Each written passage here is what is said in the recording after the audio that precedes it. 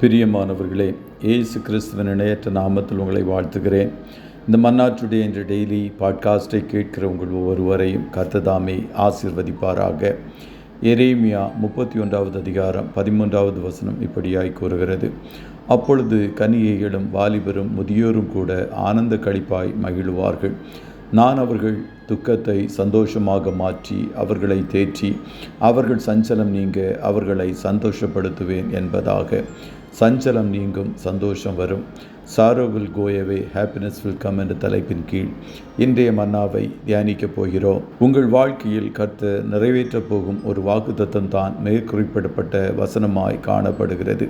நம்முடைய ஆண்டவருக்கு மாறாவை மதுரமாக மாற்றுவதும் குறைபட்ட திராட்சரசத்தை மதுரமான திராட்சரசமாக மாற்றுவதும் இயல்பான காரியமும் அவருக்கு லேசான காரியமுமாயிருக்கிறது. கர்த்தராகிய தேவன் எல்லா முகங்களிலும் இருந்து கண்ணீரை துடைத்து தமது ஜனத்தின் நிந்தையை பூமியில் இராதபடிக்கு முற்றிலும் நீக்கி விடுவார் என்று ஏசாயா 25:8 கூறுகிறது.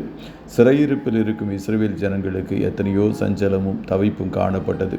சொந்த வீட்டை விட்டு யாராவது நம்மை துரத்தினால் நம்முடைய தவிப்பும் சஞ்சலமும் எவ்வளவாய் காணப்படும்.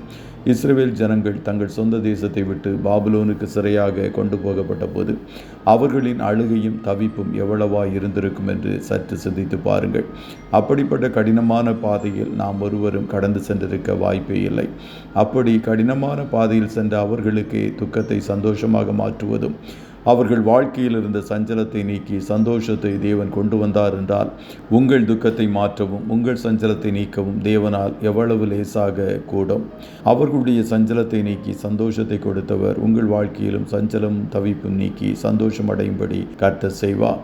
உங்களை ஆறுதல் படுத்துகிற தேவன் ஒருவர் உண்டு. நாட்கள் வரும் என்று கர்த்தர் சொல்லுகிறார். உங்கள் சிறையிருப்பின் நாட்கள் முடிந்து போகும். துக்கத்தை கண்ட நாட்களுக்கு சரியாய் உங்களை மகிழச் செய்வார். கடினமே இல்லாமல் ஒரு ஆசீர்வாதம் வரும் என்றால் அந்த ஆசீர்வாதத்தின் ஆழத்தையும் அர்த்தத்தையும் நீங்கள் அறியாமலும் உணராமலும் போய்விட வாய்ப்புண்டு. ஆனால் கடினமான பாதையில் கடந்து சென்று ஆண்டவருடைய ஆசீர்வாதத்தை சுதந்திரிக்கும் போது அவருடைய ஆசீர்வாதத்தின் மேன்மையை நன்றாக விளங்கி கொள்ள முடியும். ஆகையால் கடினமான சஞ்சலமான பாதையில் கடந்து செல்கிறேன் என்று கவலைப்படாதிருங்கள். காகத்தை கவனித்து பாருங்கள், ஆண்டவர் அவைகளையும் பிழைப்பூட்டுகிறார்.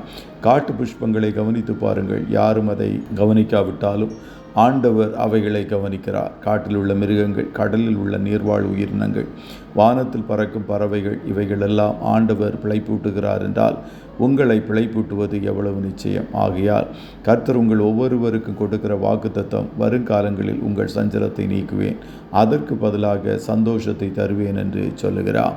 கர்த்தர் தாமே உங்கள் ஒவ்வொருவரையும் ஆசீர்வதிப்பாராக. ஜெபம் செய்வோமா. நல்ல தகப்பனை, உம்மை நன்றியோடு துதிக்கிறோம்.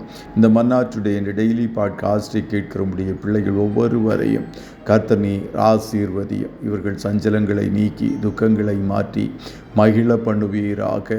இவர்கள் சஞ்சலத்தை கண்ட நாட்களுக்கு சரியா இவர்களை மகிழ பண்ணும் என்று சொல்லி ஜெபிக்கிறோம். இவர்கள் ஒவ்வொருவருடைய வாழ்க்கையில் காணப்படுகிற கசப்புகளை மாற்றி இவர்களை மகிழ பண்ணும். இன்றைய தினம் உம்முடைய பிள்ளைகள் கையிடுகிற வேலைகளை ஆசீர்வதியும். பொத்தலான பைகளை எடுத்து போடும். காரிய சித்தியை கடலையிடும். ஆட்டுக்குட்டியானவருடைய இரத்தத்தின் பாதுகாப்பிற்குள்ளாய் ஒவ்வொருவரையும் கொடுத்து இயேசுவின் நாமத்தில் வாழ்த்தி ஜெபிக்கிறோம் நல்ல பிதாவே.